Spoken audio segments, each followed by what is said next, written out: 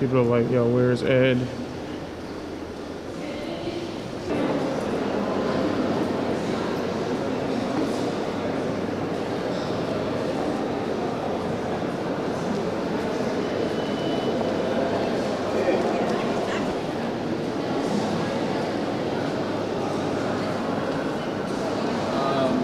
the most part, sometimes.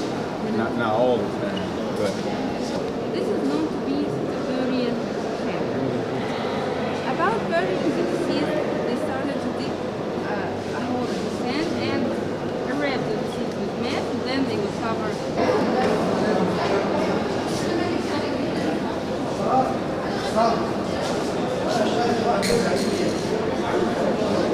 This is the real one from yesterday. This is the real thing.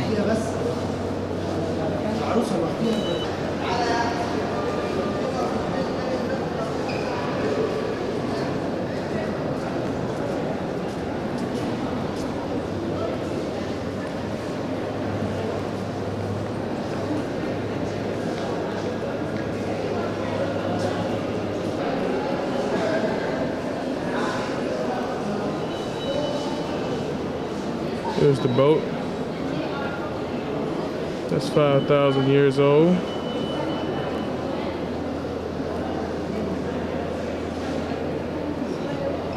Yo.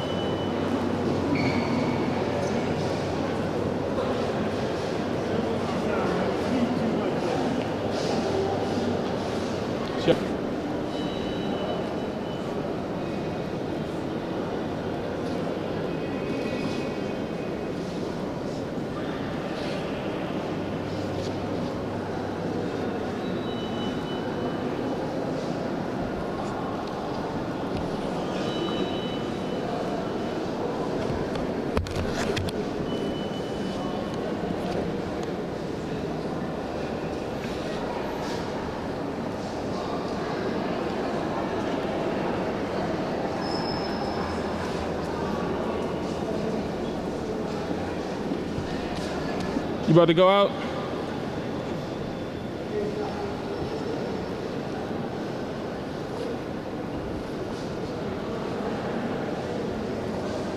Yo, people, this is gonna be quick. I might have to come back in here, like later on.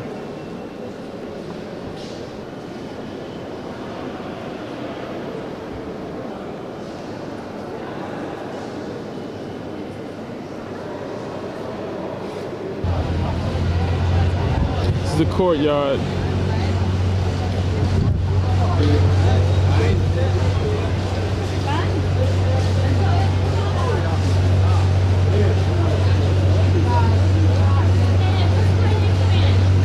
Huh? I don't know. I think they're at the bus right now. We gotta hurry up.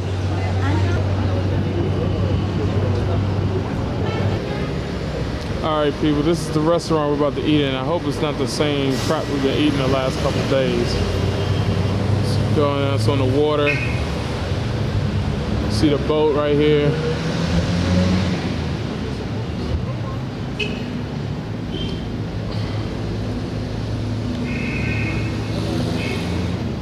As you can see, this is the famous Nile River. As you can see all over there.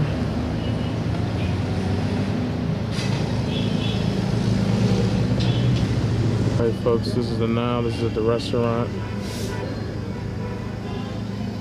I'm currently looking out the window right on the Nile.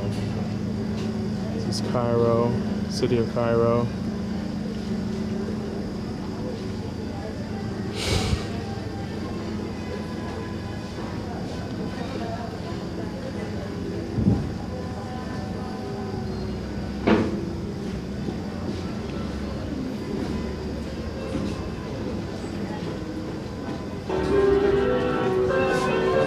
It's a restaurant.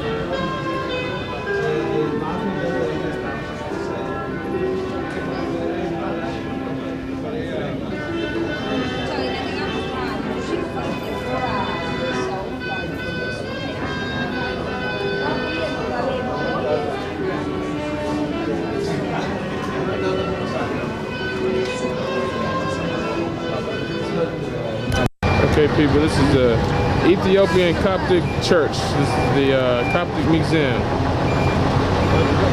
Coptic Museum of Egypt. See the cross symbols, the Coptic cross symbols here. I gotta stay up with the group.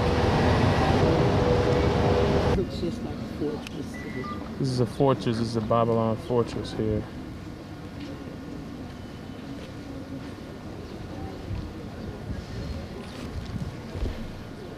As you can see.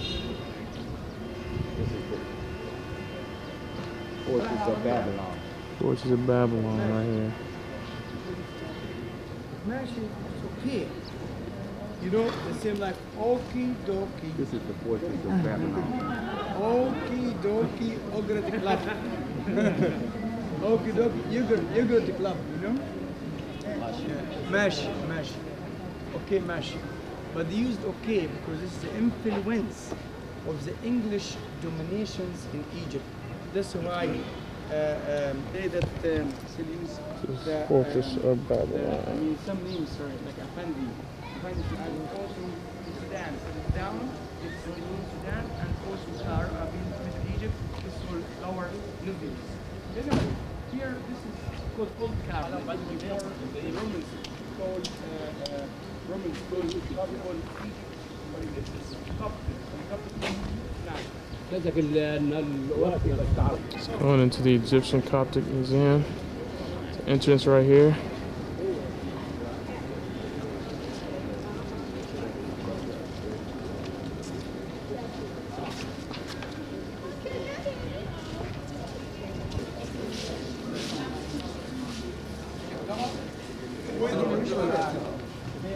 Hey, Red, you getting that up there?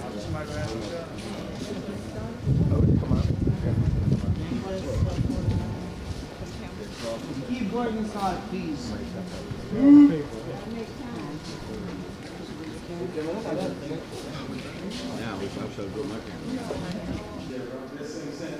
This is a carriage. As you can see.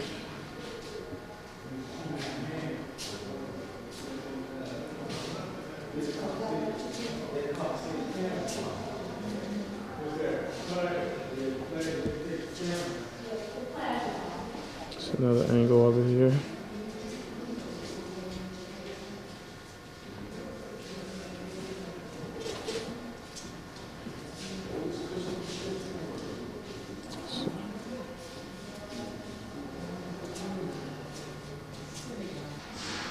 Yes.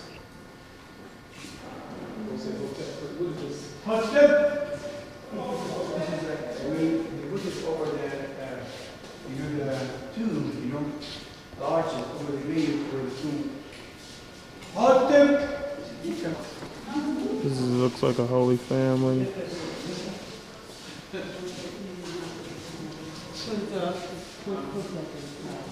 Hot means peace, peace. Peaceful or happiness. And that's why the tomb is called Imhotep. Brothers and sisters, here the Coptic Museum has the north of Egypt, and actually this is since the beginning of the first century. And you remember when the first Roman king declared the main religion of Roman kingdom was Christians. The Roman king Constantino or Augustus about 324 AD. But before this date, most of the Christians keep their religion. See, some of them chiseled out some figures. By example, Temple of the Queen Hatshepsut, Temple of the Queen Hatshepsut on the western bank of Luxor. Also some temples in the south, like Philae. And you see, there is three different, art, or three, you can say, composite. Egyptians, ancient Egypt. Here, this is the stone. The original one, or is it top? It's made by Western stone. Look, it's fine art. It's what that would mean. It's the representation like farmers today. When they cut or they do harvest the palm tree, they get the leaves and they. You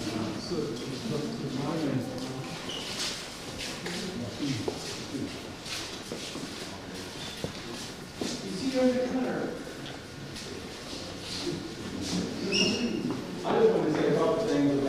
150 years. That was an ongoing controversy.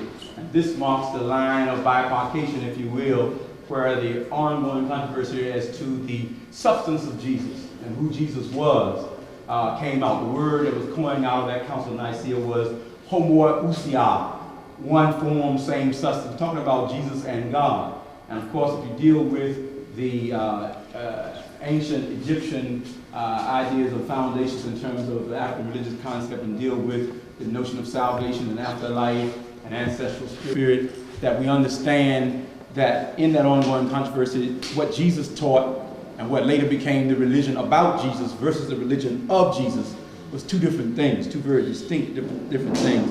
And it's very important for us to understand that at the Council of Nicaea 325 AD and then in subsequent conferences following that, the Council of Ephesus and the other councils that took place, they repeated what came out of 325 AD, essentially saying that Jesus was God, and certainly apart and different from what Jesus was saying about himself. It is that kind of ontology and understanding of the essence of Jesus that is so important for us. When you talk about empowerment and liberating theology in America, you talk about Marcus Garvey, you talk about Noble Drew Ali, you talk about Elijah Muhammad, if you talk about Father George Hurley, if you talk about Marcus Garvey, if you talk about Willie Wilson, all of us taught and teach God incarnated in man, and the possibilities of what Tony was talking about in the closing of his lecture last night. When we tap into, in ancient Egypt and Kemet, they call it Shechem, or Christ consciousness. Traditional African religion, the Yoruba religion, they call it your Okan and your heart, soul. And the scriptures refers to it as the Holy Spirit. All of that speaks to what that symbol of the Sphinx refers to, the two natures of man, the possibilities and the potential of man to ultimately to ultimatize his life as an embodiment of that which Jesus represented. So then whatever your name is, you are Willie Christ or whomever, whatever your name is, you have that potential to become the Christ, the anointed one, when you nurture that higher self. So I just throw that in there. Stained glass windows.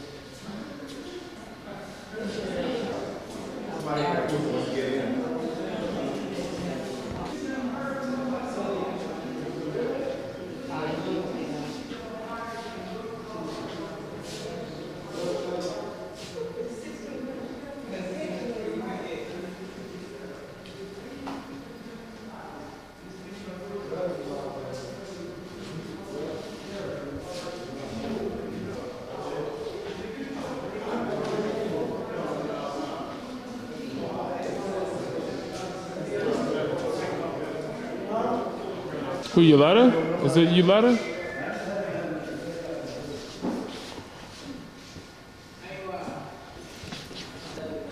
This is Abraham.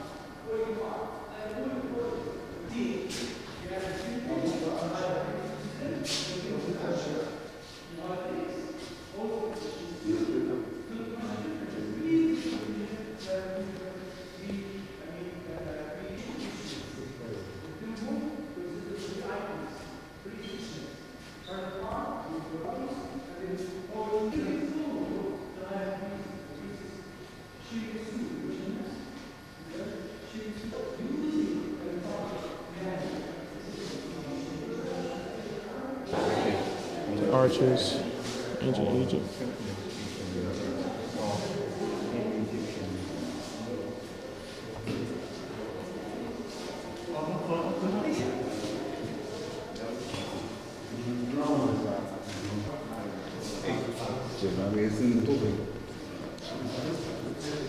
Think that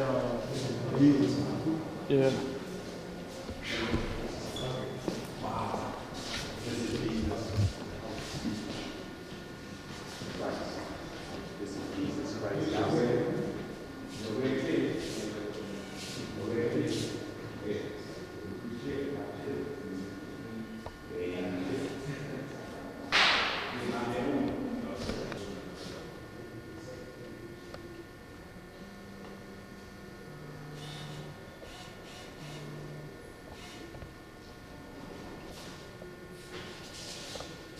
And what's this supposed to be? Steps?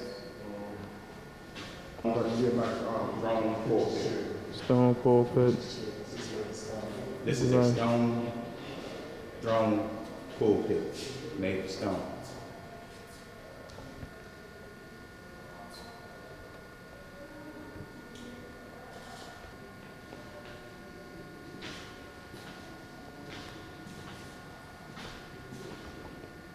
Virgin myrrh.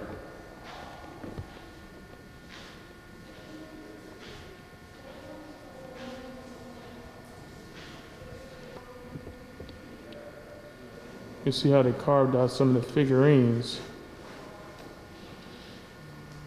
So check that out.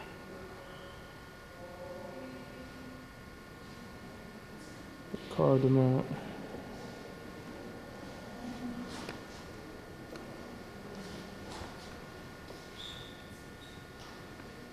The similar lotus design of a pillar.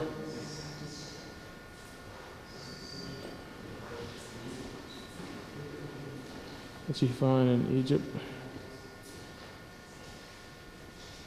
You see the different arch designs here.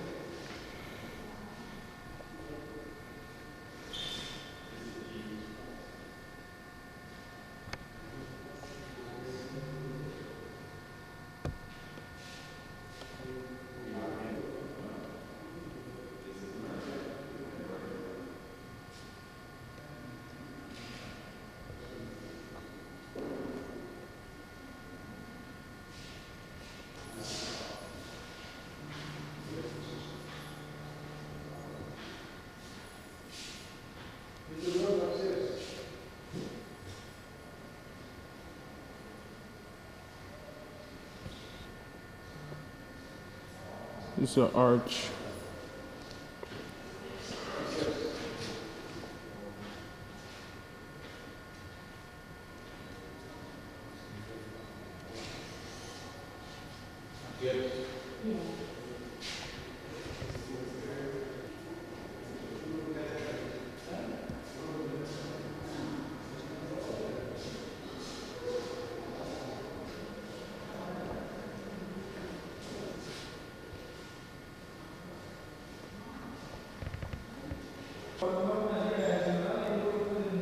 Los cristianos tienen una influencia grande de los griegos, que también de los faraones. Pueden encontrar una piedra como esta tiene, por ejemplo, un pájaro, entonces al futuro, a pesar de arte cristiano, pero tiene una influencia también estado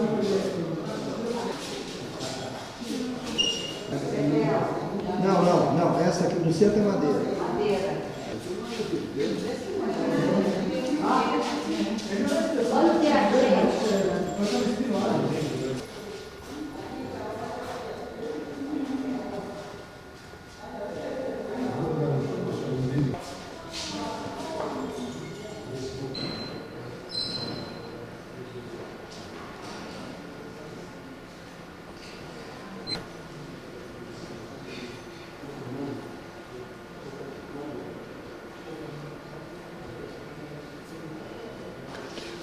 The detail of the artwork.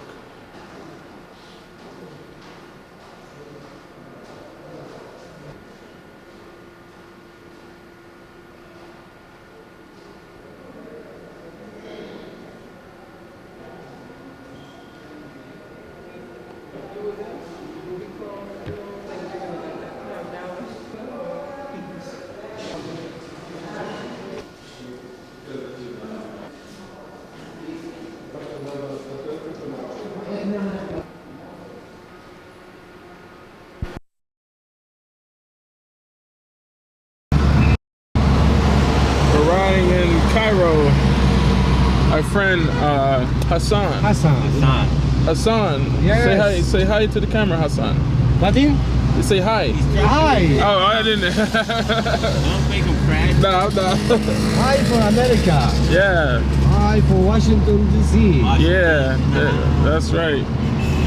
Yeah, we're going to the pyramids right now to catch the light show, and hope we'll have a nice video for you.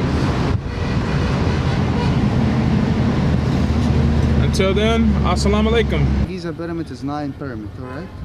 6 is small and 3 large. This is the Grand Pyramid, Cheops. Okay. Cheops, this is a big pyramid in whole world in Egypt. But first pyramid built, we've been to Saqqara. Right, step pyramid. Yes, Yeah. because Mr. Tommy say tomorrow we'll go to That's Saqqara, right, that's Memphis. That's You know? This is Cheops. Second pyramid, Chafrin. See the top? The top alabaster stone. Before a long time ago, it was in one piece of Shining. stone. Yes. Yeah. The government cut the stone from here, and he take the stone from here, and he built Muhammad Ali Mosque. Okay. And this is the small pyramid right there, you call Macarinus. Now, I will show you where Tristan. From here, you on Tristan to go with some almond. You know what I mean? You on Tristan to go with some almond. Almond, like No, a tourist. no. Yo, we're going on a tour. Welcome. Glad to meet you. Thank you. Hi. Glad to meet you.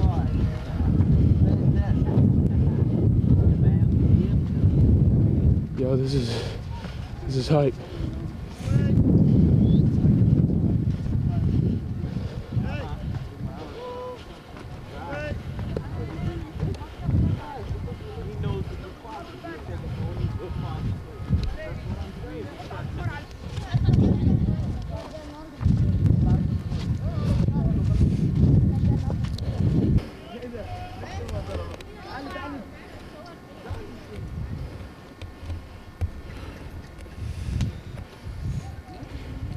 I think the second time to you to see the show, huh?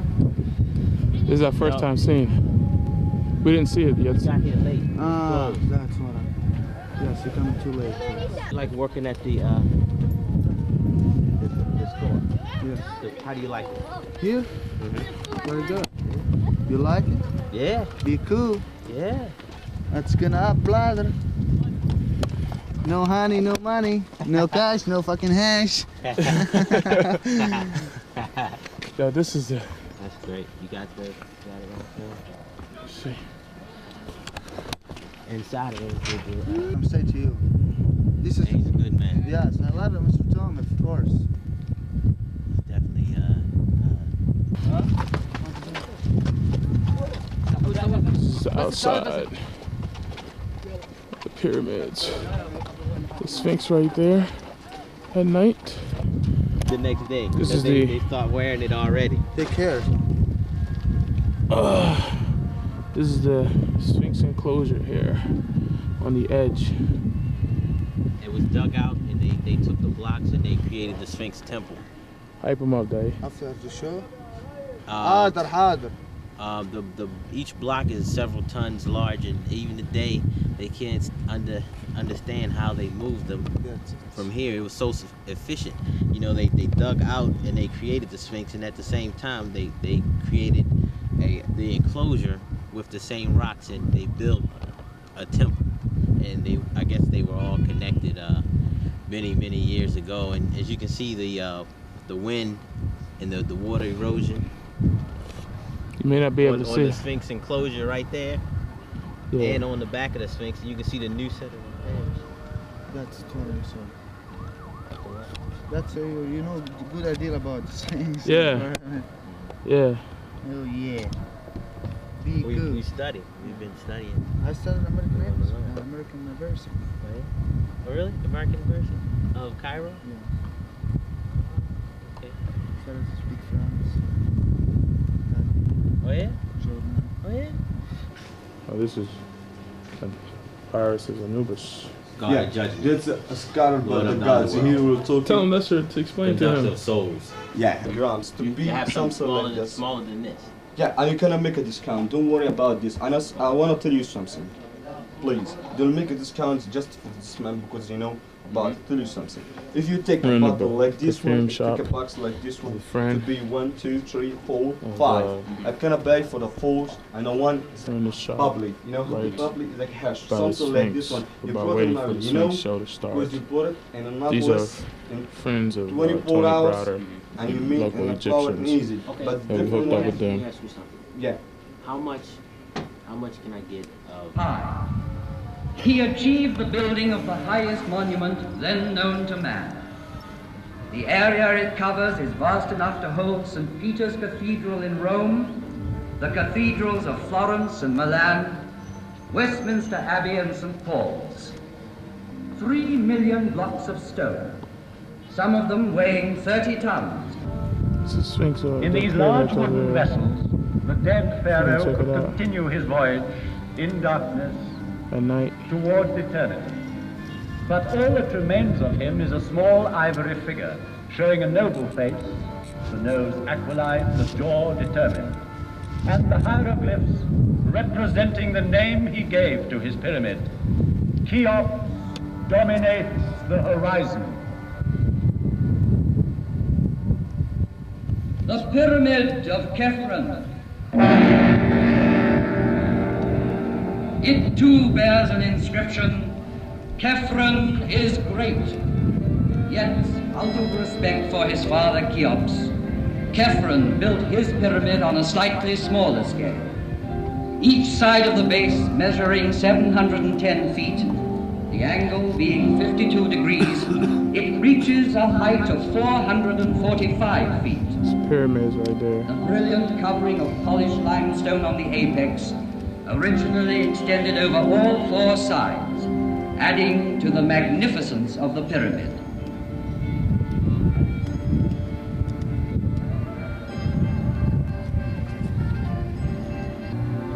Carved in rock near his tomb.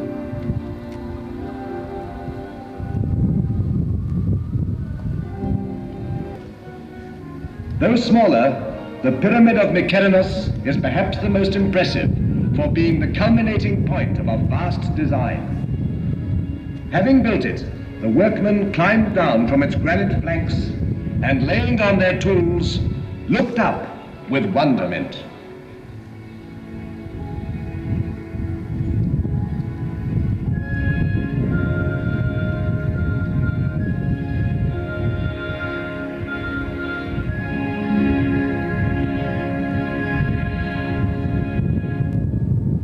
Great those who on this side of the Nile built for eternity. Its aim accomplished, the 4th dynasty collapsed.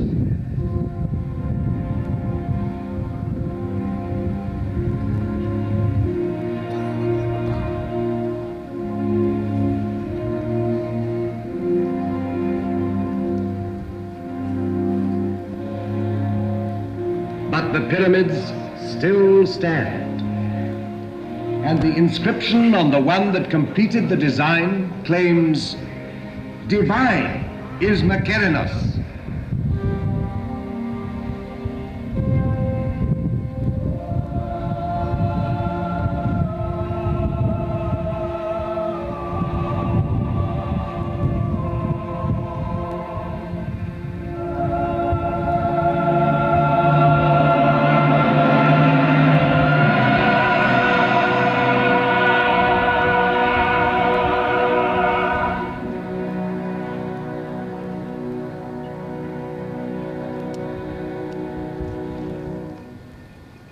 Here, 3 pharaohs. Ended by a monumental causeway built on the same colossal scale to the high temples where only the priests lived among the secrets of the mummies. They alone knew for what journey the great barges were being prepared at the foot of the tombs. A journey with the sun. A journey which has lasted 4,500 years.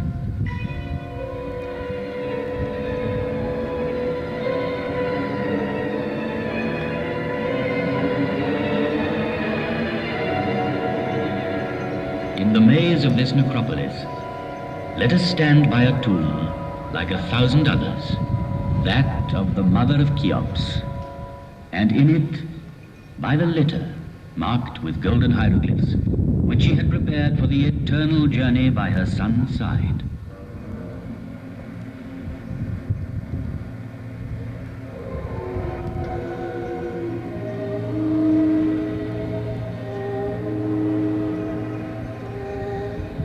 Neither wind, nor sand, nor centuries could ever entirely silence the voice of the desert.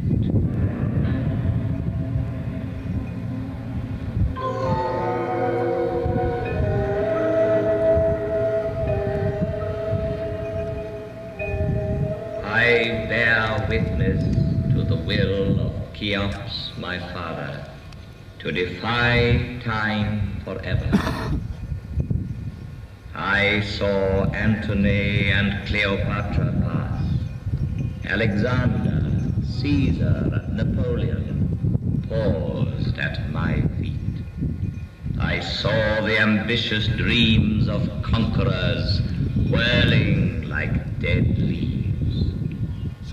As my motto, I chose an Arab saying: the world fears time, but time fears the pyramids.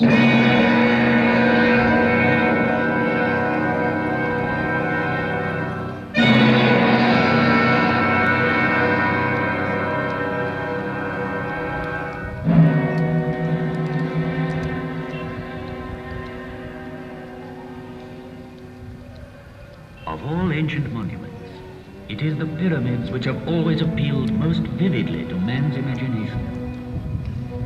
Considered from its top downwards, a pyramid is like the sun's rays bursting through a gap in the clouds. It commemorates the greatest victory of all, victory over death. It is the most perfect mansion, the strongest tent, whose great stone sides are both roof and wall, and so carefully sealed that the dream entrusted to it can live to the end of the world. The dream of immortality. To achieve this, embalmers prepared the body for 2 months, emptying it of all but its heart and kidneys.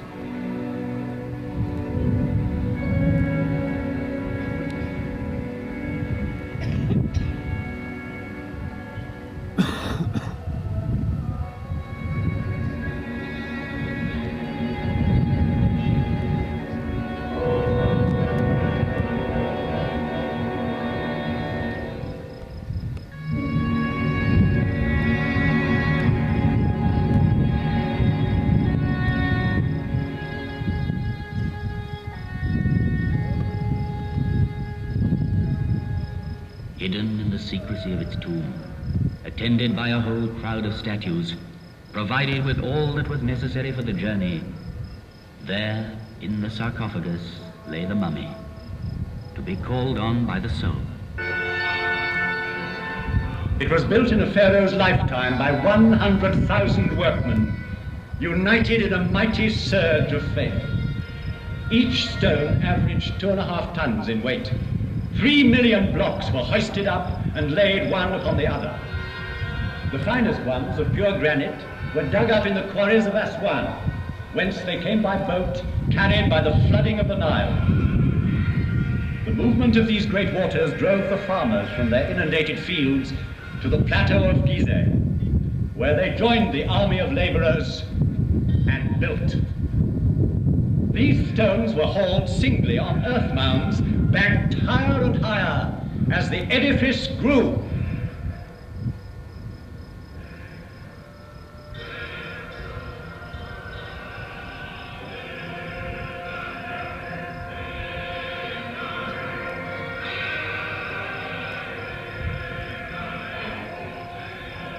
In front of such superhuman effort, can one believe in the legend of the whip? It needs mystical fervor to build a pyramid. Faith. Those who worked here deserve not our pity, but our deepest respect and admiration. They lived through one of those rare times when man knows with absolute certainty what he has to do and where to go, because he believes.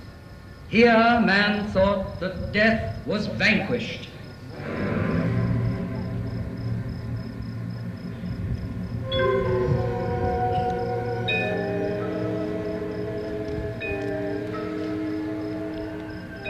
There at my feet, on this vast site, with mankind still in its infancy, walked and worked surveyors, geometers, astronomers to whom no star was unknown, engineers, architects, a whole people, while the rest of the world hunted wild beasts and sheltered in caves. O noble Nile, I salute you, for your waters flow majestically and fostered this sacred enterprise. One day the desert sands invaded the fields, marshes dried up on the river's bank, and so to save his life, man invented civilization. He had to contend with floods, he designed dams and culverts. He came to love the earth and wanted for his grave. But soon he wished to outlive the earth. And it was farmers, helped once more by their beneficent river, who built these monumental houses of the dead. And I, Catherine's faithful companion, saw the progress of dynasties and grave priests, and the light steps of noble ladies whose diaphanous veils seemed to clothe them, yet not to touch them.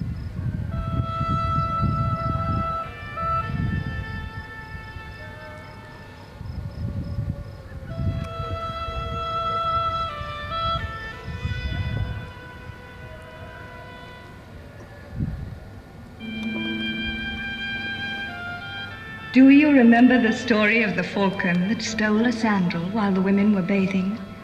He snatched it in his beak and by chance dropped it near a pharaoh who was giving audience in his garden.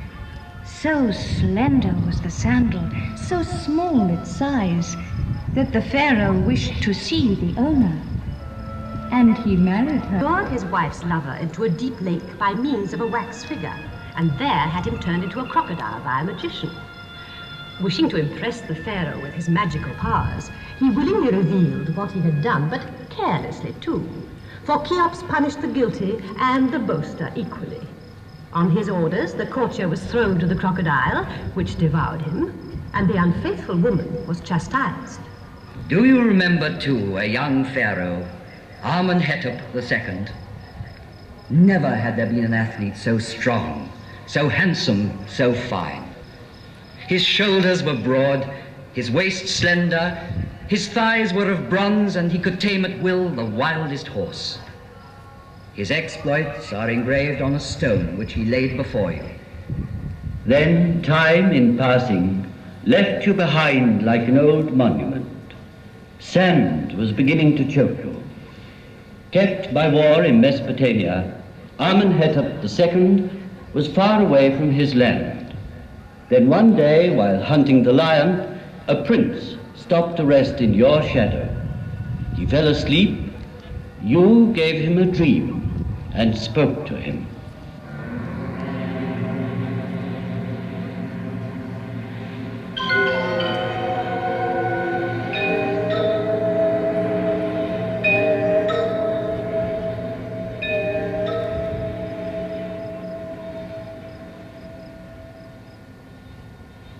Cast your eyes upon me, my son.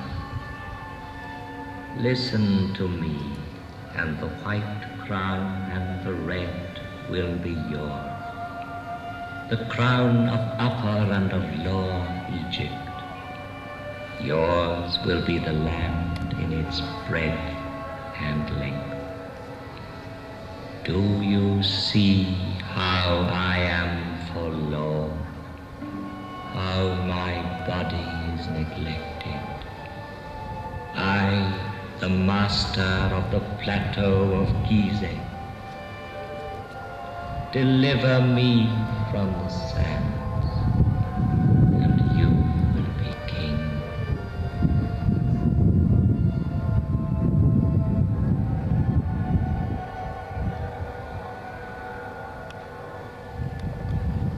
When he woke up, the young man obeyed, delivered you from the sands, was crowned as King Thutmose IV, and had engraved between your forelegs the dream you inspired him with. And then there was great rejoicing.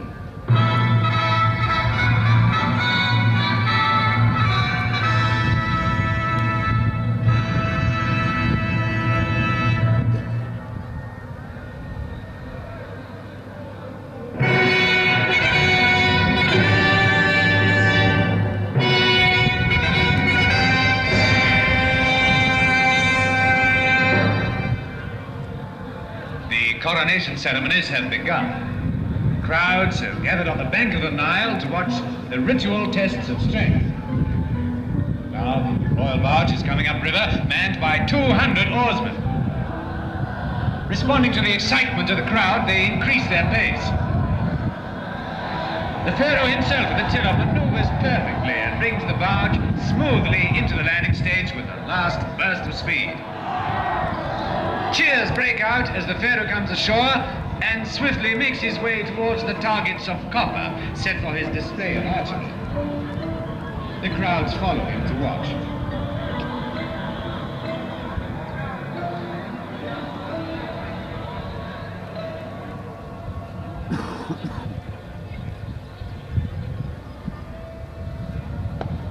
Here, while he waits for his bows to be brought, his eye is caught by the bucking of a half-tamed horse, and he harnesses it to his chariot. There is a gasp in the crowd, but the pharaoh is holding the reins tightly and curbing the horse to his will. He drives it round the dais, then brings it quietly back to its groom. The crowd cheers.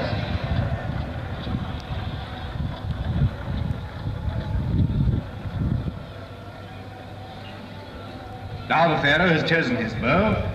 He has tried more than 50 others before selecting this one. He mounts his chariot and rides off towards the first target.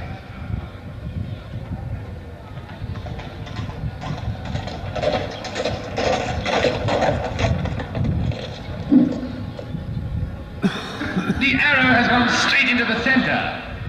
And again. And now his last arrow hits the target and goes right through.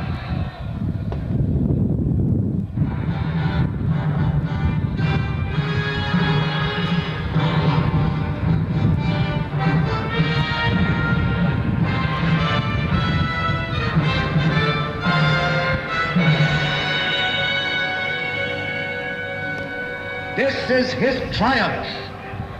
Standing up in his chariot, the pharaoh makes for the dais where his throne awaits him. The court, the priests, the people present him with praise, incense, and offerings. He receives the double crown and, mounting his triumphal chariot, goes to worship in the temples of Harmachis, Cheops, and Khephren. Long live the pharaoh!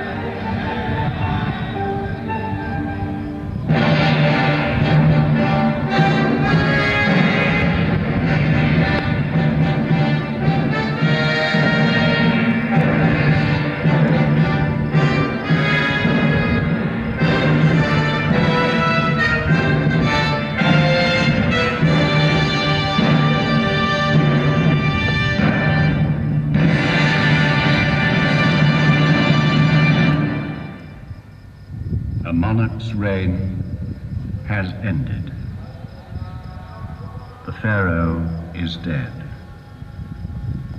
And now, from the valley, rises the sad lament of his funeral.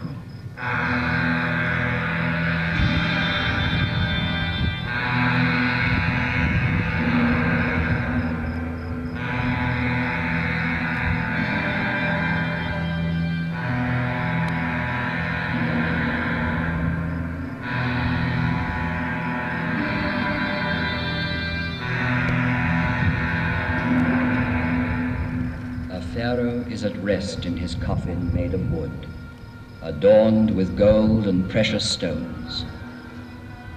The ceremony at the lower temple is over, and ascending the causeway, the funeral procession nears the tomb, escorted by princes, high state officials, and priests.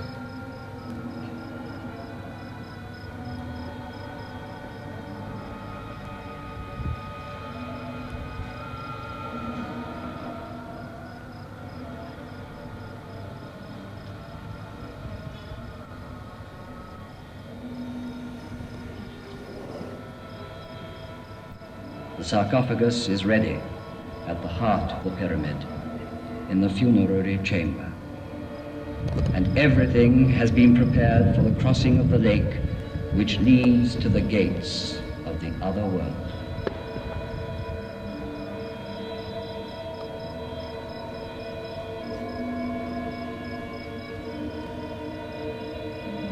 The last slab of stone is going to be sealed with such cunning that it will never be known which part of the wall was the door.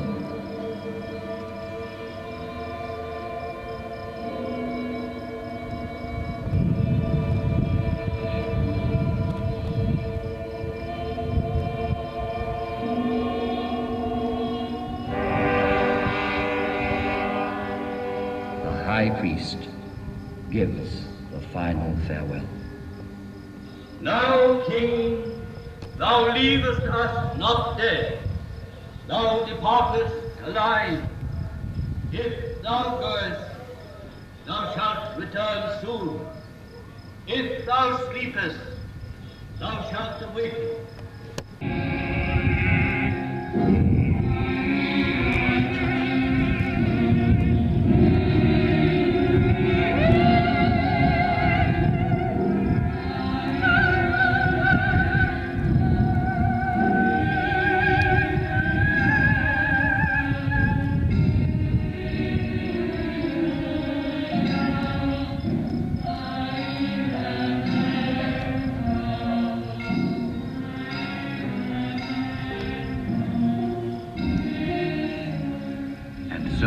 Through millenniums, dynasty succeeded dynasty. But among all the monarchs of ancient Egypt, none is more appealing than this young pharaoh, a poet and a mystic, who followed Amenhotep III. Civilization in its splendor had spread southward step by step, years of peaceful living and deep meditating tools. The fame of knowledge had passed from Memphis to Thebes.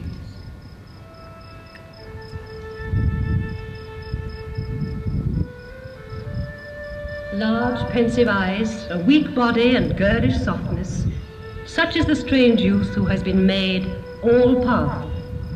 He leaves Thebes in order to found his own city. He rejects the god Amon and his priests to worship a god of his own choosing, Aton, who is in heaven. And he discards the name of Amenhotep IV to adopt another, Akhenaton. Aton, the unique.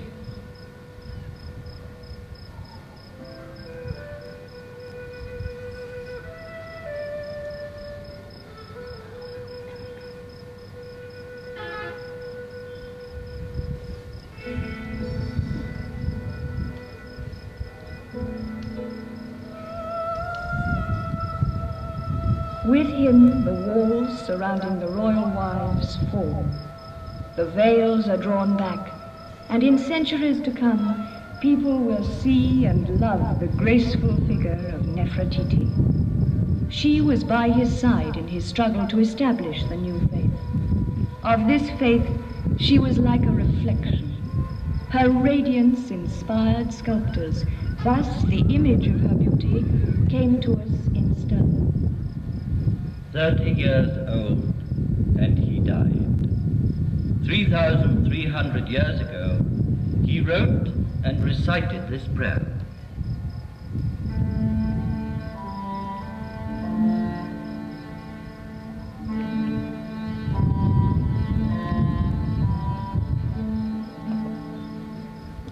Your dawn, O living Aton, takes my breath. You possess my heart. You are the maker and giver of all things, and men live by your grace. Aton, living and life-giving forever and ever.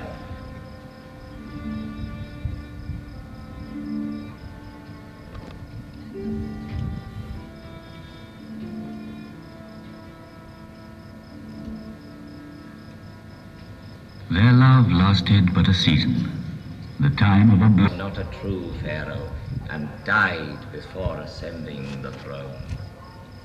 I saw Napoleon and his burning eyes. Centuries passed over my forehead, yet those great soldiers raised no more than dust. I have known years of despair. An irascible emir of the Middle Ages disliked my smile, thought it pagan and ironical, and so had me disfigured by his artillery. Then children found me ugly. No longer did anyone come and pray at my feet, or listen to me. The keys of old Egypt were lost. I was nearly buried in sand. All our knowledge, our very soul, rolled in thousands of papyri, was sleeping unknown and unintelligible in dark and silent tombs.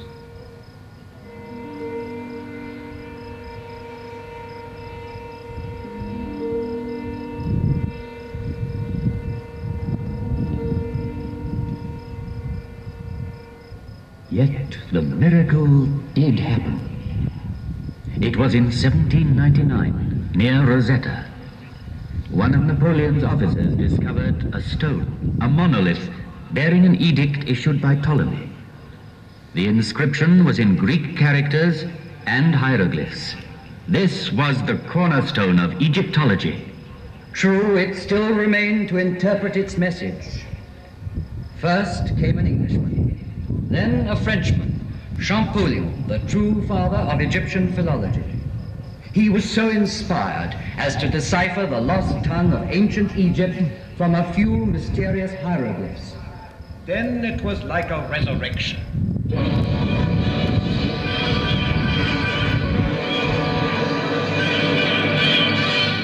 All at once, from the funerary chambers to the peaks of the pyramids, hieroglyphs were born to a new life. Herons, lotus flowers, fishes, hares and drakes, the mysterious characters suddenly woke up, fluttered and sang like creatures of the fields as the sun rises. It is as if in answer to a celestial call of trumpets, old Egypt had risen from its grave young and immortal. Young, immortal, and rich in beauty, like Nefertiti.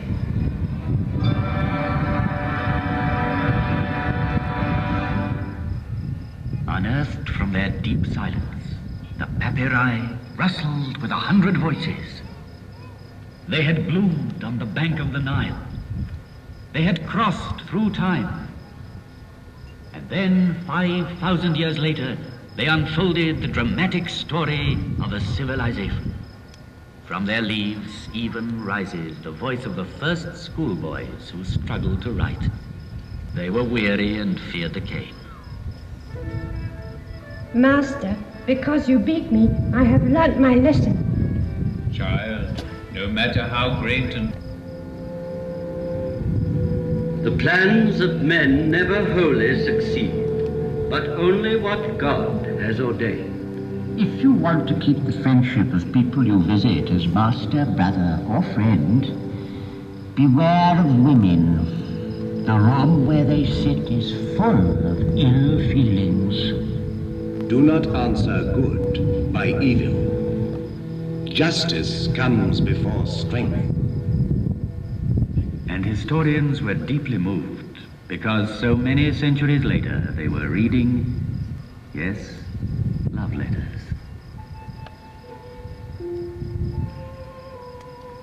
What can be sweeter than walking in the fields before a man one loves? I can no longer touch your heart. Why? If I go walking, you are there with me. The Nile be praised, for it bears tomorrow's prosperity and happiness. The Nile, river of hope, from Aswan to the Delta. The Nile, which is not a grave, But a cradle.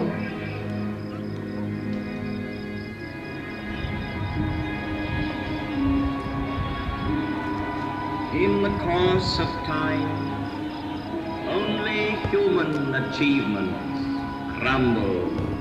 Symbolism and philosophy behind much of the symbolism. But that particular emblem, when it points to the left, it represents the female principles of creation. When it points to the right, it represents the masculine principles of destruction. Right? And if you notice in a lot of Greek architecture, you'll see that motif incorporated in the design that usually surrounds a building. And in many instances, it points to the left, which represents the creative aspect of that particular architect or designer. And if you ever want to see, if you ever really want to get a chuckle, go down to Washington, to 15th and Independence Avenue. You have the new United States Holocaust Museum, okay, right on 15th Street at Independence, and directly across the street from that is the U.S. Department of Agriculture, right? And all around that building is an architectural motif. It has swastikas. You know. To the Masonic Temple on 16th Street, they have them there. So again, that symbol is not did not originate with Adolf Hitler, and it is not necessarily a derogative or an evil symbol. It usually depends on how the person intends to use it. Okay. Any other questions about what you've seen today? Now listen, I didn't bring it down, but about the mummies. The mummies have now been placed back on display in Cairo Museum. They have been off limits for a number of years, primarily because the conditions that the mummies were exposed to caused them to deteriorate more rapidly. So they were taken off display primarily at the insistence of Anwar Sadat. During Sadat's term as president of Egypt, he publicly made the statement that Sadat's mother was Nubian, right? His father was Arab. And Sadat made the public declaration that he was the first true Egyptian president since pharaonic times, and declared that all of the mummies will be taken off of display because it was desecrating the memory of his ancestors. Okay? He had all the mummy rooms closed. And of course, the Europeans, French, British, the Americans, all protested that decision.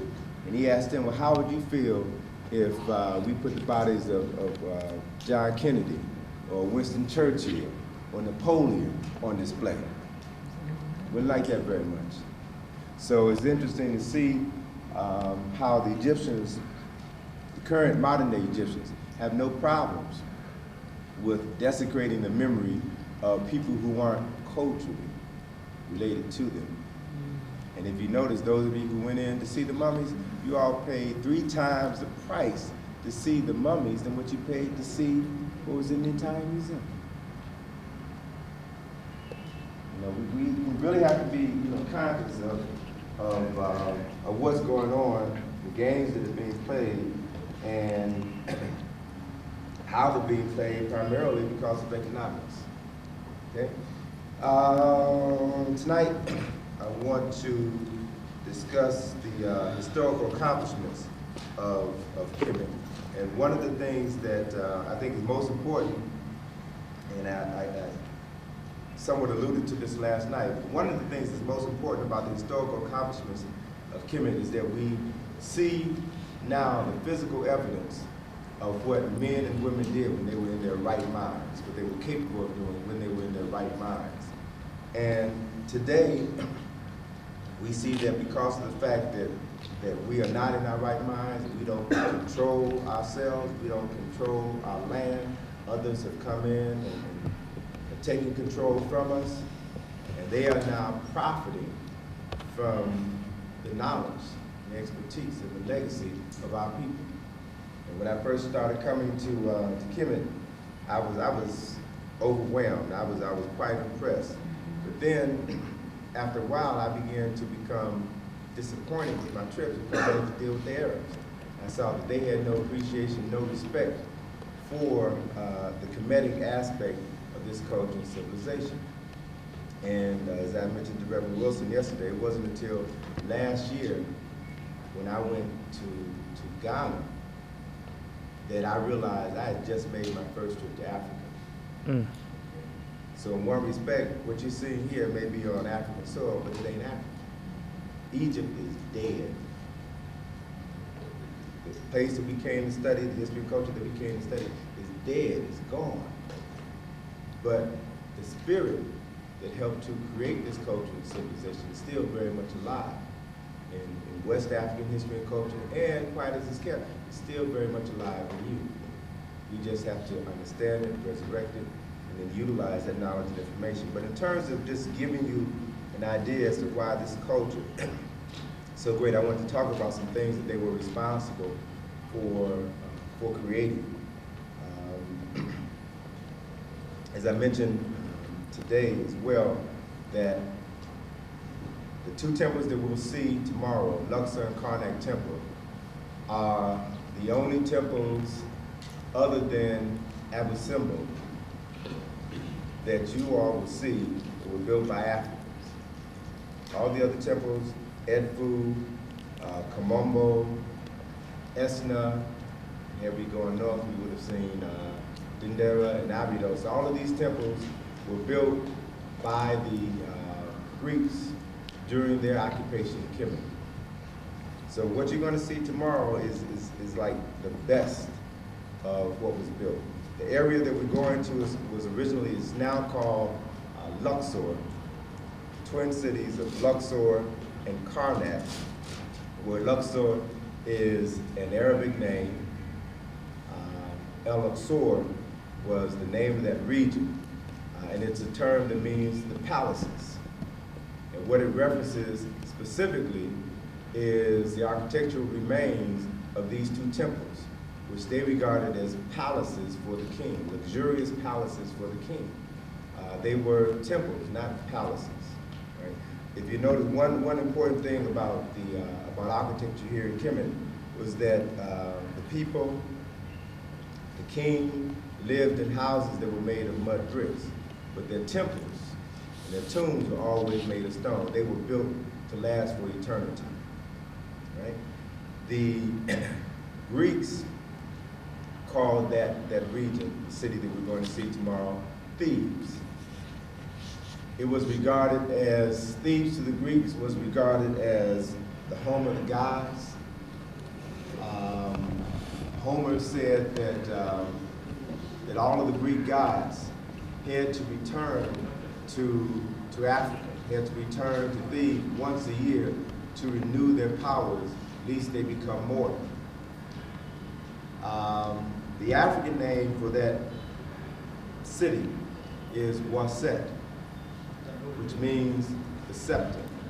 Waset, particularly during the time of the New Kingdom, was the administrative capital of Kemet. It was the spiritual capital of Kemet, the educational capital of the land.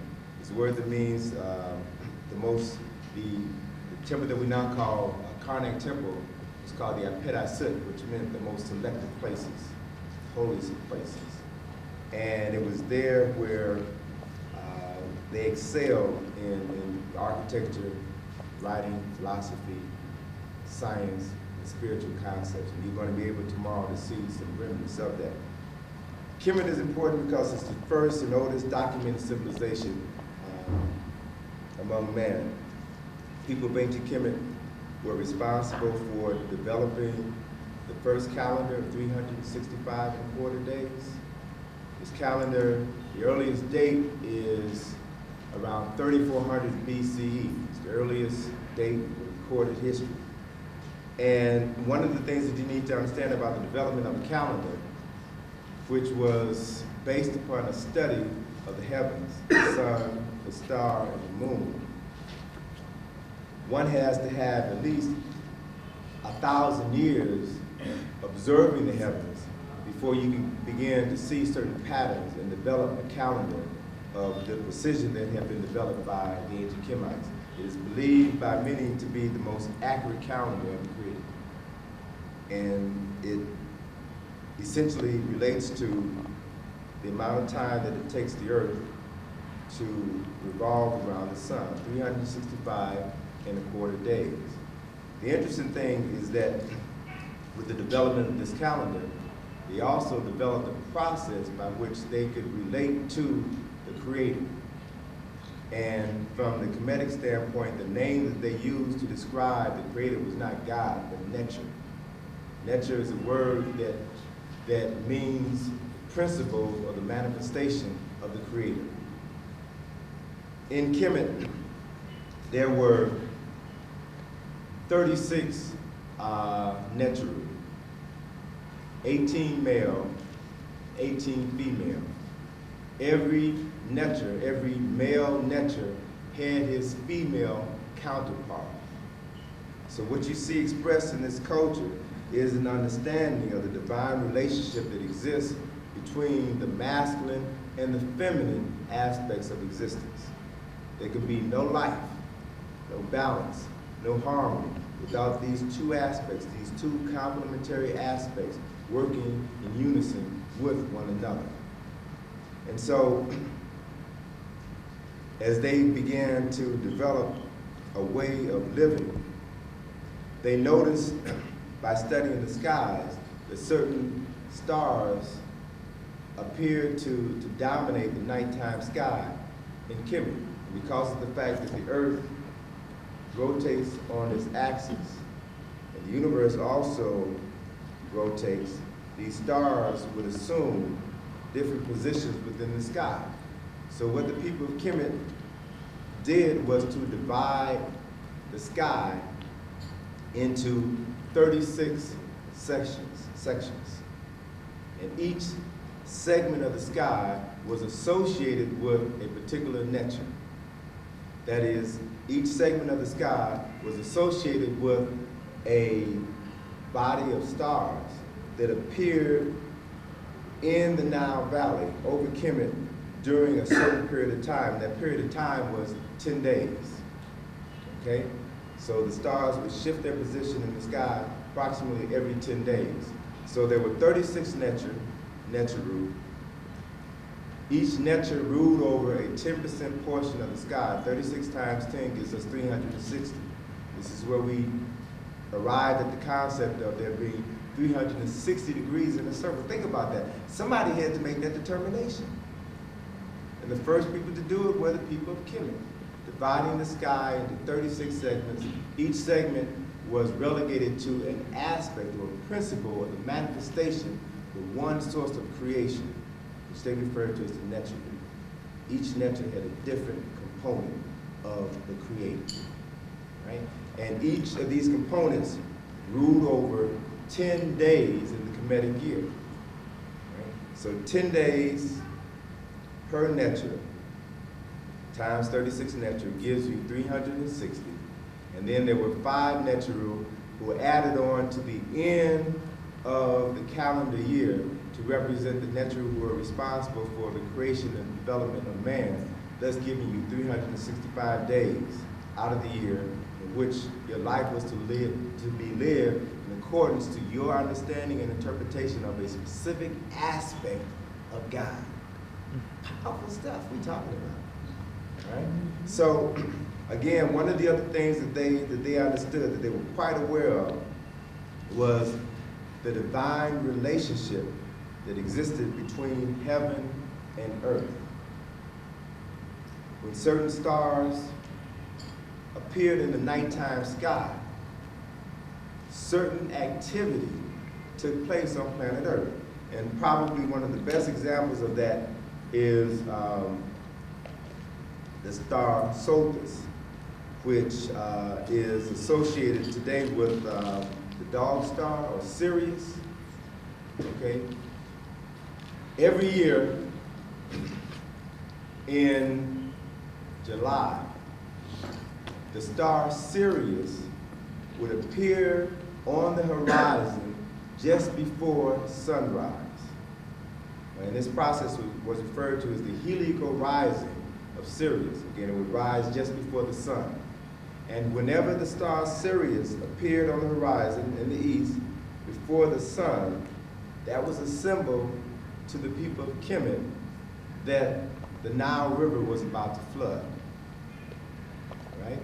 So the flooding of the Nile was to them a sign from the Creator, and the Neter who was associated with the flooding of the Nile was called Hapi, H-A-P-I. And you're going to see symbols of Hapi, you know, all tomorrow down in Abu Simbel. Hapi represented the flooding of the Nile, the annual flooding of the Nile, which not only was like the flushing of a toilet, it cleansed the river, it brought soil from Ethiopia, which was deposited on the shores of the east and west banks of the Nile, which allowed them to farm for another year. In other words, it ensured that they would have another year of life. And so this heliacal rising of the star Sirius was an indication that life was going to continue. And so they noticed, again, by studying that and other phenomena, is that whenever certain stars, whenever the sun was in a certain position, specific activities took place on planet Earth. The star Sirius is now referred to as the dog star. What's the symbolic significance of the dog star? Dog, a watchdog, gives you a warning when somebody is coming.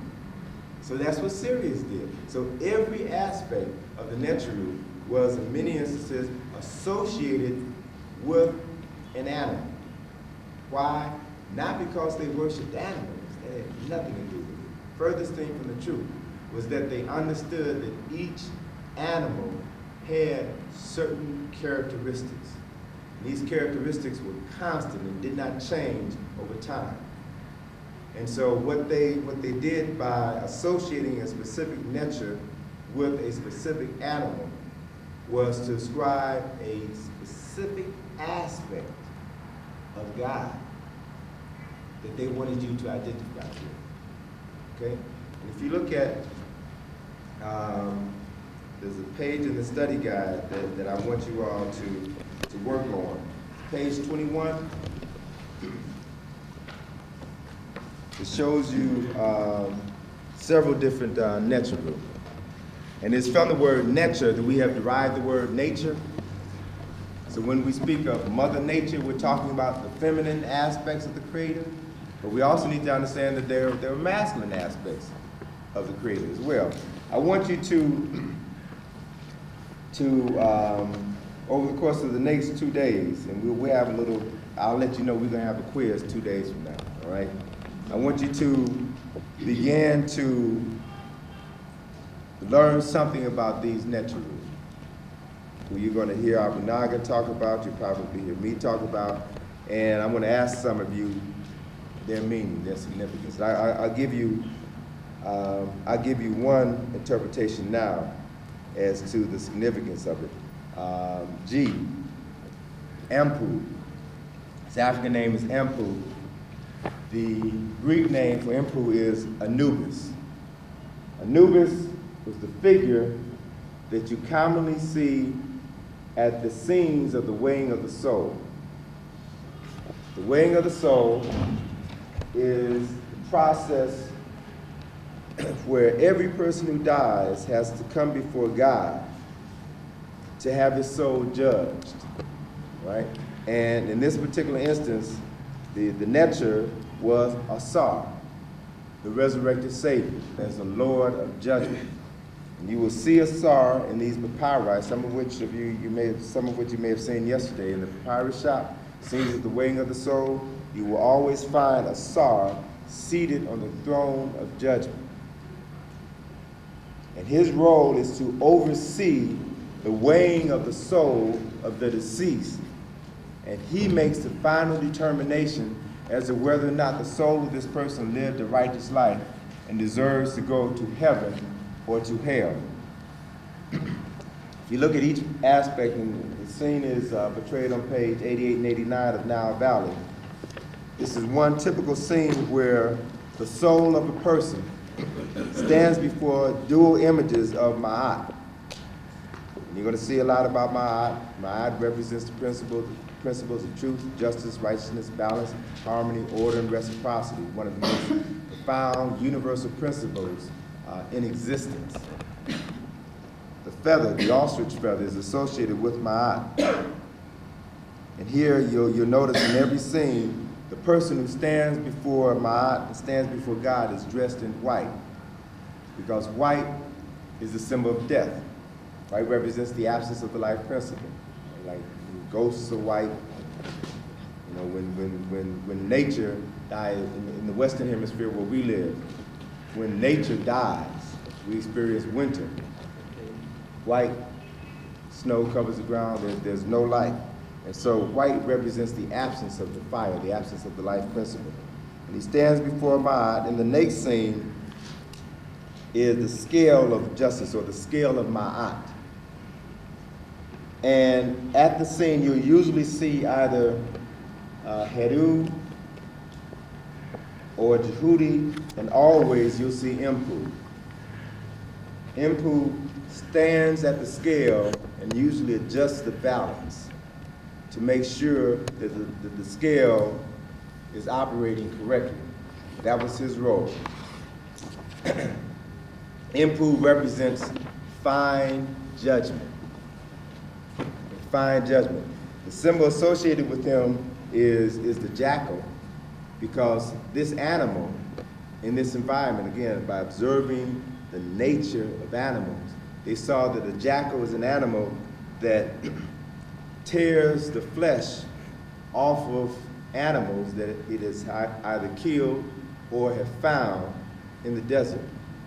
Because of the fact that its constitution, its intestinal tract does not allow it to eat flesh, it's raw flesh. It tears the flesh off and buries it in the sand. And the flesh has to putrefy. It has to be broken down before the jackal can digest it. So it buries this flesh in the sand where the heated sun decays it, and then it comes back when it's at that proper state so that it can be digested, so that its life cycle can continue. So this aspect of the jackal was associated with Impu, which represents fine judgment, because if it comes back too late, then the food putrefies beyond the state that it can use. If it comes back too soon, it's of no good. So it represents fine judgment. So you see Impu here representing this process of fine judgment, to adjust the scale so that when the heart of the person who comes before God is weighed on the scale of Ma'at opposite the feather, he can be certain that the scales are functioning properly. And then it is there that he recites the 42 admonitions of Ma'at, or the 42 declarations of innocence, declares his innocence to God and all of the judges, that he has followed the guidelines that were laid before him. And if the scale is balanced, if his heart is as light as a feather, which is where the concept comes from, it means that this person has lived a life in accordance to the principles of Ma'at. And a seer seated on the throne of judgment and witnesses this and makes the final determination as to whether or not this soul is prepared to go into heaven. Right? So each of these netru represents profound concepts and ideas, and not just animals, as the Europeans would have us believe. Okay? So by day after tomorrow, I'm going to ask you all to give me some feedback about these other netru and what they represent, what they mean. We saw yesterday. I have a quick question. Also, I guess, does that have anything to do with the way that the jackal buries? Well, you know, yeah, good question. He's the deceased person through this process of judgment. Okay, so Empu was very much a part of the embalming process, oversaw the embalming process. And another interesting thing about the process of embalming is that the process of mummification took 70 days. All right, why 70 days? Again, talking about the appearance and disappearance of certain stars in the heavens, there is a group of stars that appear in the sky, stars that were associated with specific Neteru that appear in the sky and then disappear and then reappear after 70 days. So these stars were referred to as the indestructibles. They represented one symbolic aspect of life, that your life is indestructible. If you understand the forces of nature, if you understand the forces of the Neteru, then you too can be born again. And so the process of embalming was a 70-day process, which represented this time frame in which the indestructibles were gone from your sight, from your vision. And then after that 70-day period, then they would come back. So again, each aspect of the Neteru is related to an understanding, a larger understanding of their relationship to the environment. The building that you saw yesterday, the Step Pyramid of Saqqara, is important because it represents the oldest man-made structure of stone. It's over 5,000 years old. In any class in the world, any architectural class in the world, they always teach about the Step Pyramid. They begin the class with talking about the first building ever made by man. A building that is still standing today in Africa. So one of the things that we've got to begin to do as African people is to replace the negative images of Africa, Tarzan, Jane, Africa as a jungle, with these positive, true images of the historical accomplishments of Africans. I don't know if you all saw it today, but in the Cairo Museum on the second floor, just opposite the entrance to the King Tut exhibit, was a kalapsha, which is looks like it's an alabaster container. Kalapsha is a water clock, right? And it's one of the oldest timekeeping devices ever created by human beings. It's a stone container that has holes drilled in it. They would fill it with water, and the holes would cause the water to spill out. And it was situated in such a way that a certain amount of water would spill out in an hour. So by measuring the interior of this bowl, they would be able to tell the time. Another way of keeping time was to use the tekken, or the hours, as a timekeeping device. The length of the shadow of the tekken would be measured to tell the precise time of day, or to tell the precise time of the solstices or the equinox. So the people of Kemet were responsible for developing the concept of time. First calendar, the first clocks. Again, that's one of the reasons why I emphasize time. Everything happens on time. Can't afford to waste it 1 second. The oldest medical book ever written is a document which is now called the Edwin Smith Medical Papyrus, which was written around 3100 BCE. It was discovered by a European by the name of Edwin Smith.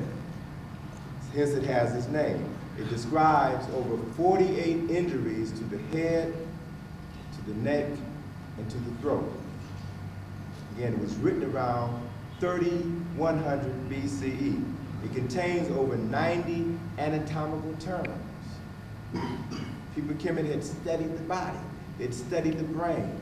They talked about, it had references to the neurological relationship between the brain and the spinal cord. They were aware of the two hemispheres of the brain and how they affected opposite sides of the body.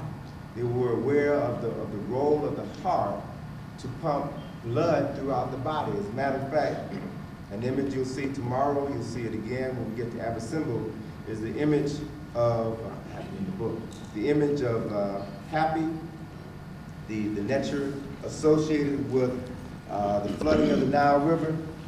See here on page 21, and you see these two symbols of Happy, one representing Upper Kemet, the other representing Lower Kemet, twisting these plants.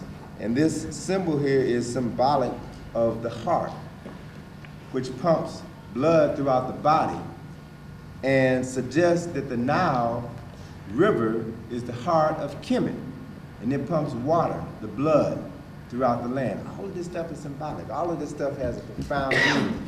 As we were driving toward the museum today, Harold asked Naga, what the tower was that we saw, Cairo Tower.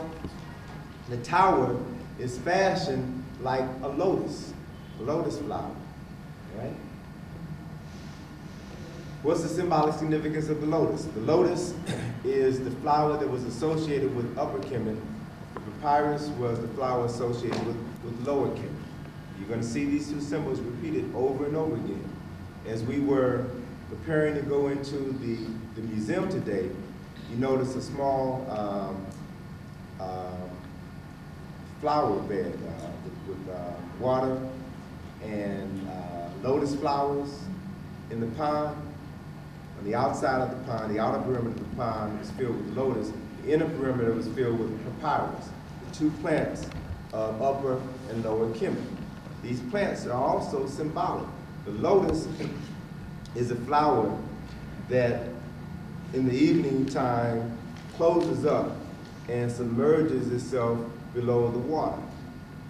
When the sun comes out and heats the water, the lotus rises up and expands to greet the sun and to follow the sun. This flower was a symbol of the mind.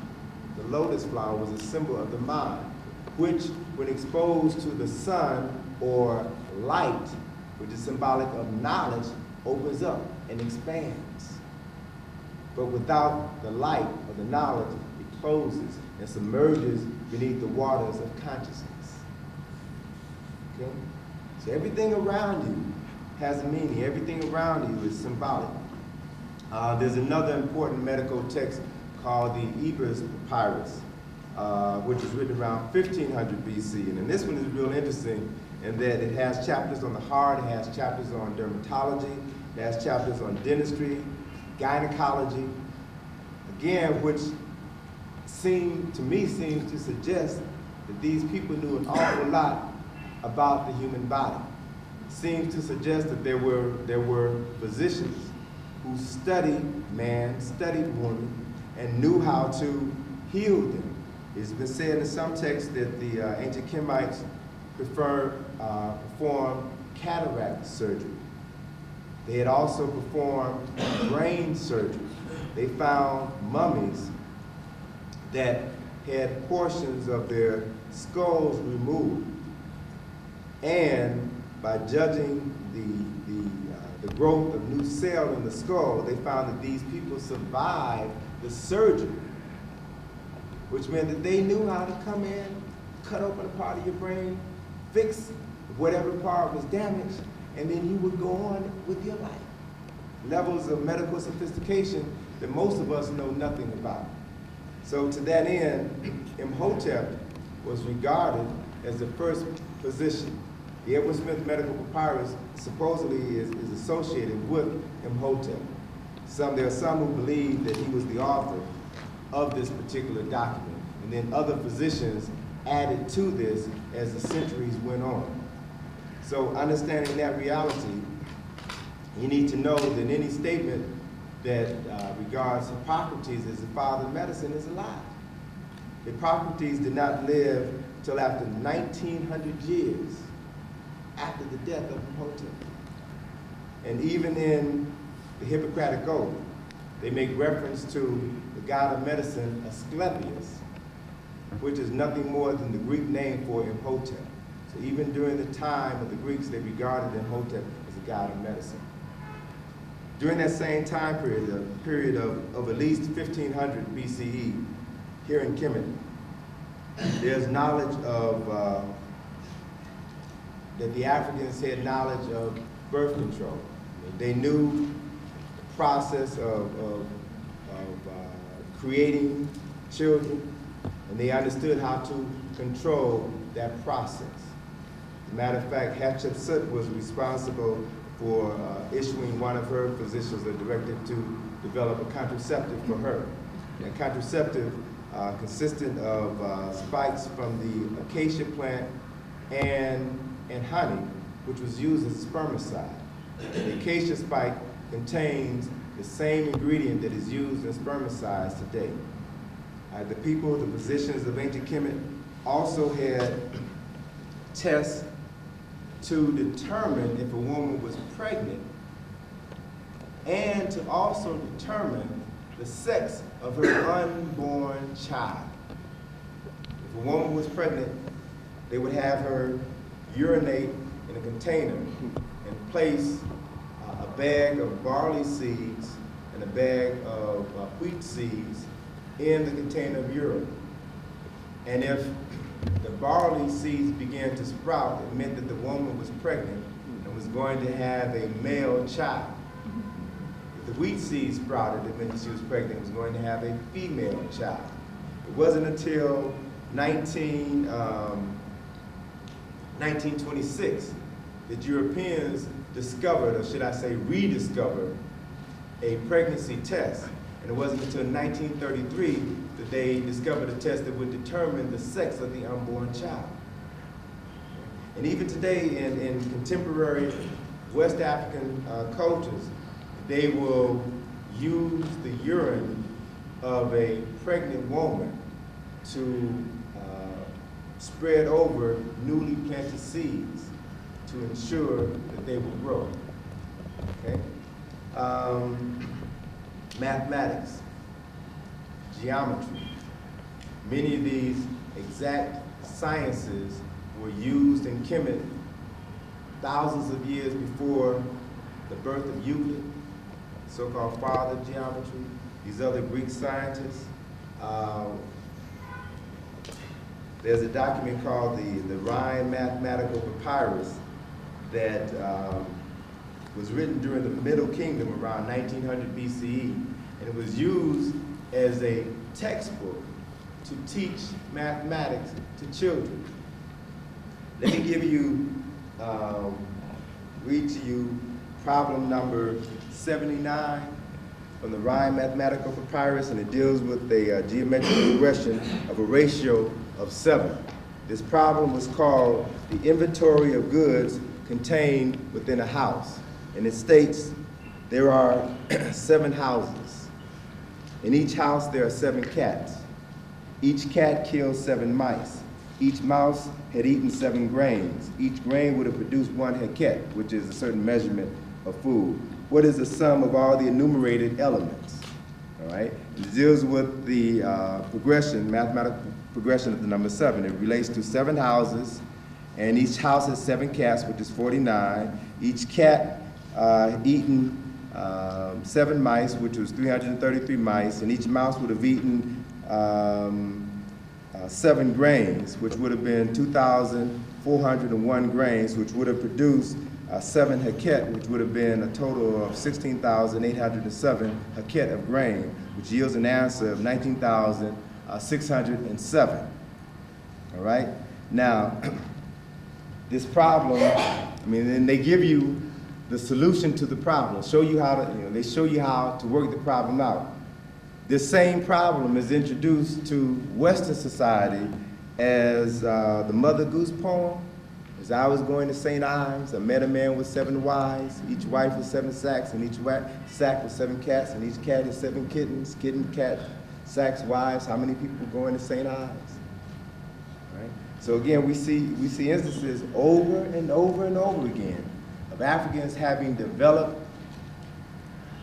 levels of science, levels of mathematics, levels of architecture, levels of spiritual awareness that have not been associated with African people, right? And that is not an accident, right? before we talk about why we don't know that, which is the subject of another presentation, I want you to be aware of the greatness that was developed here. I also want you to understand how the process for developing this greatness occurred. Because while everyone is searching to answer the riddle of the Sphinx, I want you all to be aware of the fact that the answer is right here. Okay?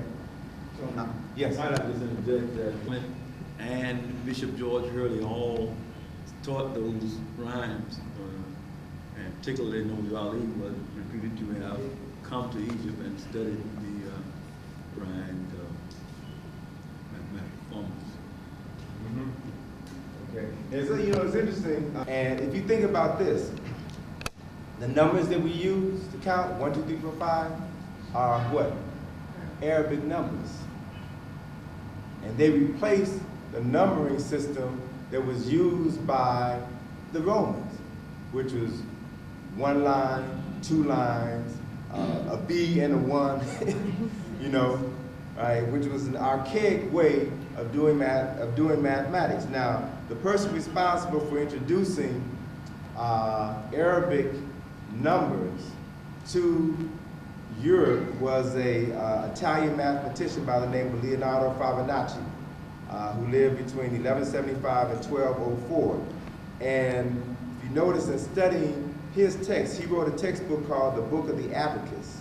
It was published in 1202, the Book of the Abacus, in which he talked about the relationship between Hindu and Arabic numbers.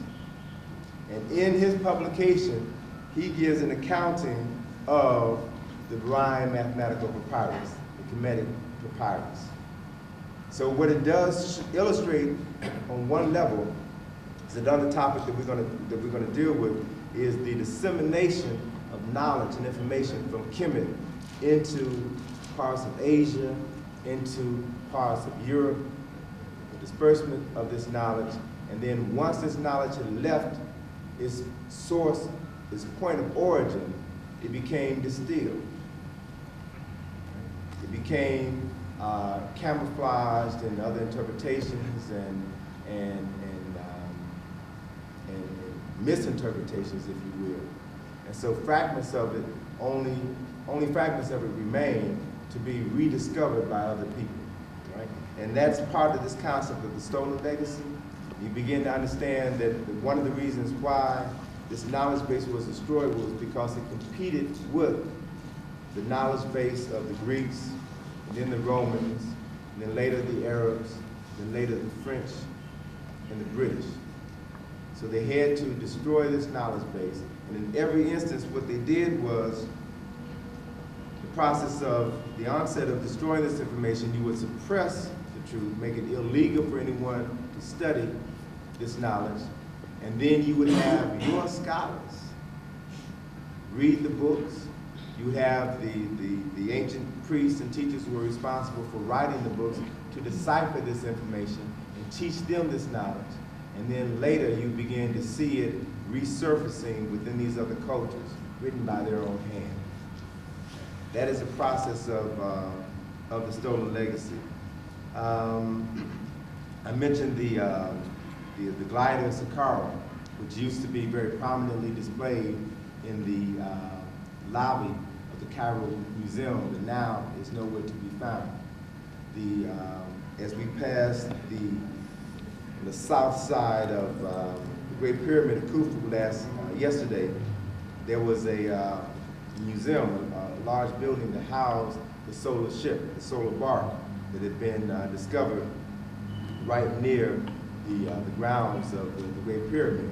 And this ship is documented as one of the oldest ships ever made. One of the oldest ships ever made by human beings, 132 feet long.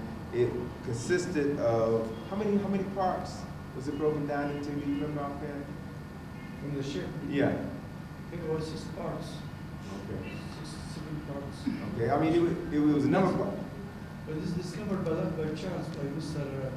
Kamal al-Malak, who's a journalist on the east side. Have been discovered in the tomb of the mother of Khufu, also, Hetep Harris.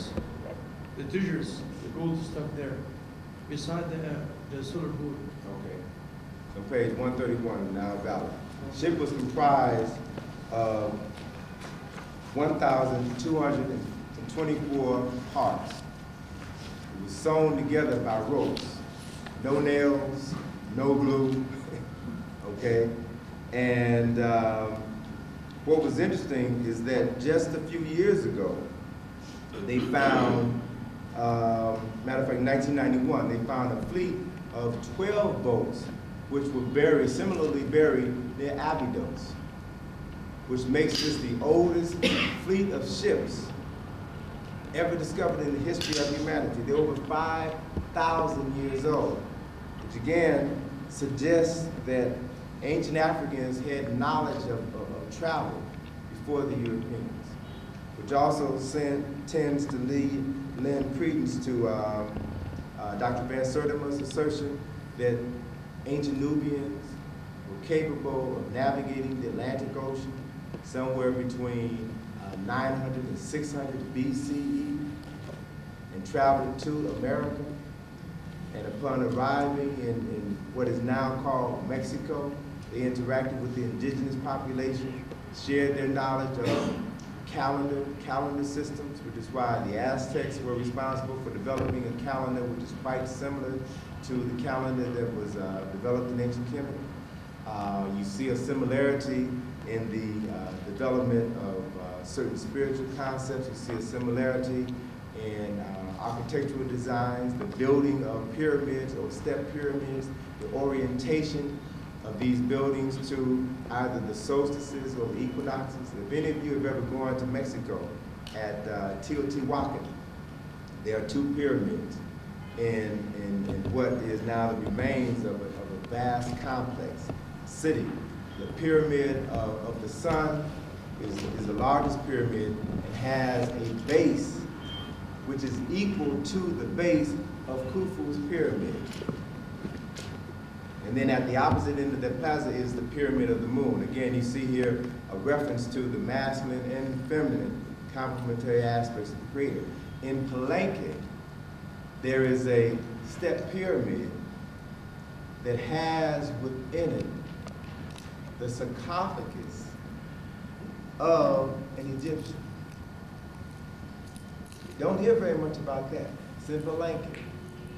And there are several temples around that area of the pyramid in Palenque. And carved on the wall is a combination of Aztec writing forms and Medu Neter. Okay? With regards to Medu Neter, Medu means writing or word, where Neter means principle manifestation of God. So this writing form was referred to as the writing of God or the word of Neter, the word of God. In writing this language, they never wrote vowels, just the consonants, right? And one of the reasons for that has to do with this knowledge of the power of words, the power of words to create and to destroy. In one of the earliest stories of the development of the universe and the subsequent development of humanity, we see Ptah, which represents the risen mound that comes out of the primordial waters of Nun. And then you see the sun, the Tun, sitting on top of the mound. And it is from this process that the Creator brings the world into existence from darkness via the spoken word. Okay? And some of the passages are so profound, in which they talk about the Neter Ra, literally speaking into existence the universe by separating the light from the dark, by separating the water from the earth, the air from moisture, and I mean very poetic, very scientific, and very exact about the creation of life. The important thing is that this process is initiated via the spoken word. So words were very powerful. Whether they were written or whether they were spoken, they were very powerful. And so one of the ways that they were able to keep this power in the hands of the educated priesthood was by not writing the words in their entirety, not writing the vowels, right? And one of the reasons for this has to do with this whole process of energy that we're going to be talking about later on. Everything that exists within our concept of the universe operates on some level of energy. Energy can be used to create, or it can be used to destroy. If you listen to consonants, all of your consonants create a certain vibration.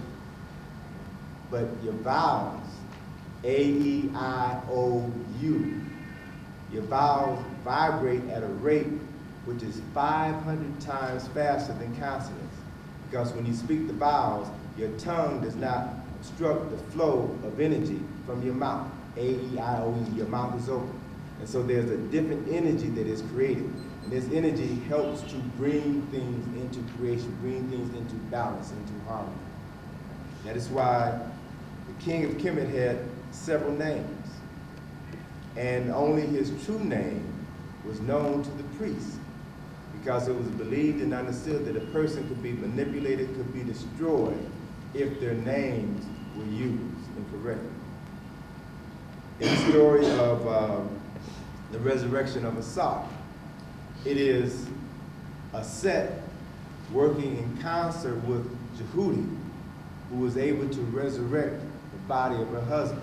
There's a document that's referred to as the scroll of Jehudi, in which he teaches her the incantations necessary to bring her husband back to life. So all throughout Kemet, we see this emphasis placed on the power of the word to create, to inspire, to instruct. And so one of the things that was done with, again, with the alphabet was to ensure that only those with knowledge of the word would be able to use it for the correct purposes. A couple of other things I want to point out with regards to tomorrow and time that you're going to be spending in Luxor. Luxor, to me, is one of the highlights of the trip. Traditionally, I like to spend as little time as possible in Cairo. Cairo is crazy. It's too much like New York. It's too much like America. But when you get into Luxor, the whole vibe changes. Energy level changes. There's a difference in the structures, the monuments, the temples. There's a difference in the mentality of the people. And that difference will amplify itself all the way further south as you move down to Aswan. And by the time we get to Aswan, we adjusted the schedule of the program so we'd be able to spend more time in Aswan than in Cairo. Because it's there that I think you should have time to reflect on everything that you've been exposed to, okay? To begin to process that information to determine how you're going to use it when you get back. But 80% of the monuments in Kemet are in Luxor, okay? And these are monuments that were created by Africans during their heyday. One important aspect that I mentioned in Nile Valley has to do with the fascination that Europeans had with Waset, or Thebes, or the city of Luxor, and the fact that the Grand Temple, the Apet Asut, was one of the largest temple ever constructed in the history of humanity. You can literally take all of the churches that were built in England since the time of Jesus the Christ and put them in this complex that you're going to see tomorrow. Every square inch of this temple is covered with metal netching. It's covered with symbolic images. And one of the things that I want you all to do as you move through this temple is try to imagine what it looked like when it was brand new.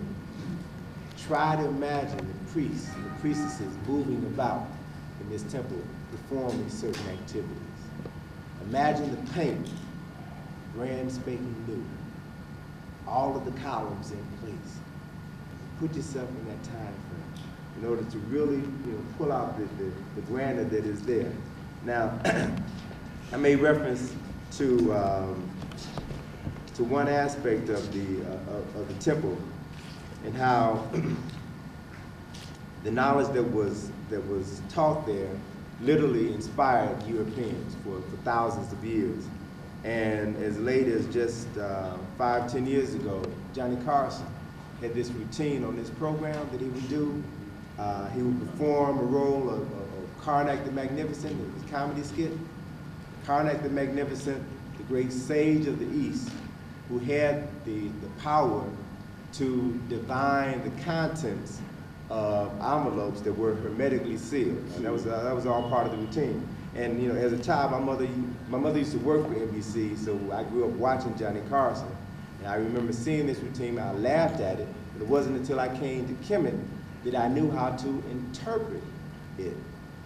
Karnak the Magnificent, this great seer from the East, who would divine the contents of envelopes that were hermetically sealed and placed in a mayonnaise jar on Funky Wagner's back porch, right? Hermetically sealed speaks to this process of Hermes, the thrice great. And this is a concept that was introduced to Europe by the Greeks. Hermes is nothing but the Greek interpretation of Jehudi. Jehudi is the Netzer who represents the process of divine articulation of speech. It was Jehudi who took the words of Ra, the words of creation, and spoke them to bring the world into existence. Okay? So he represents, Jehudi also represents the process of writing.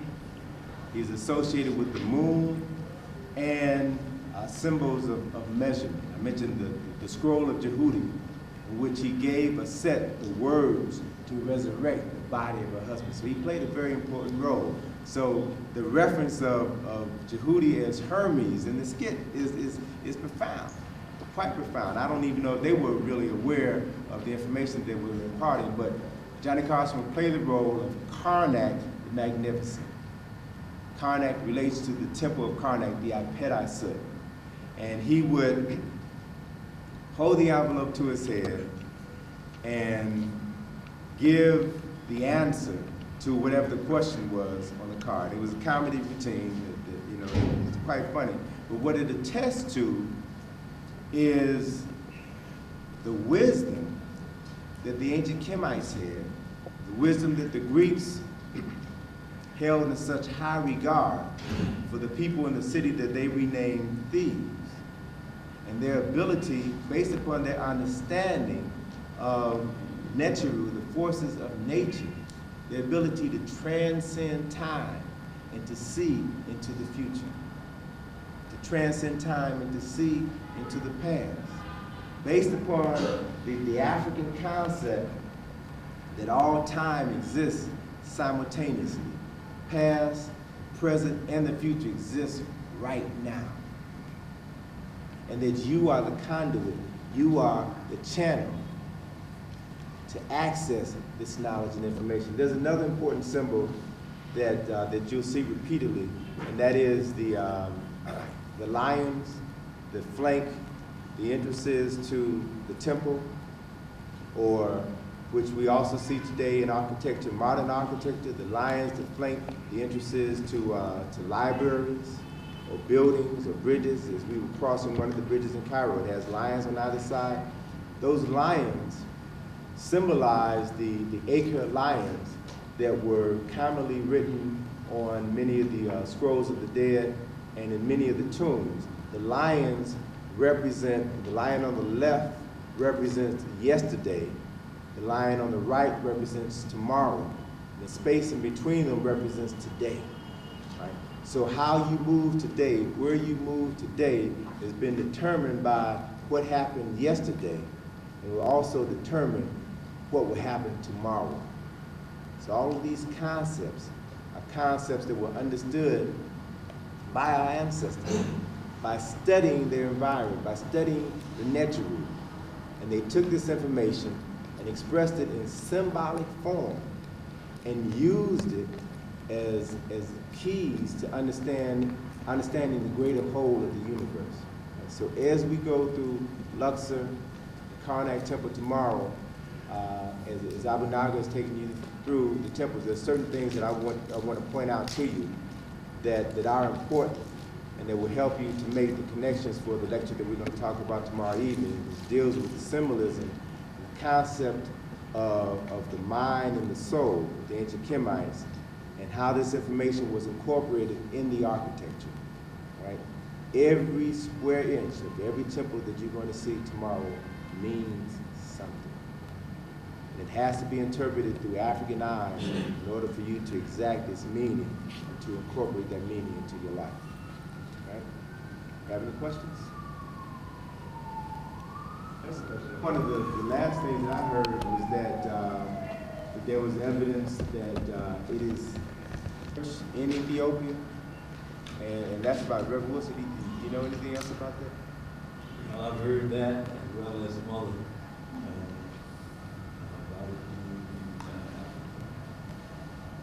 What's that?